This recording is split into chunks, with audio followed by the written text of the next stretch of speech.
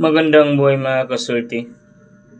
Ito ang orasyon, ang matinding orasyon, pampabalisa at pagdurusa sa taong gusto mong bigyan ng pampabalisa at pagdurusa sa ngalan ng Diyos na makapangyarihan sa lakas ng kapangyarihan ng kalikasan.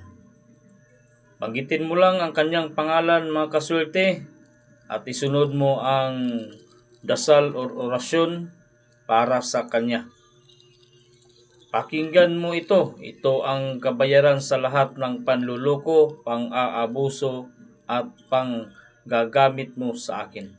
Ang bawat luha ko, bawat sakit, bawat hirap na ipinaranas mo, ibinabalik ko ng makmak na lakas sa iyo ngayon din.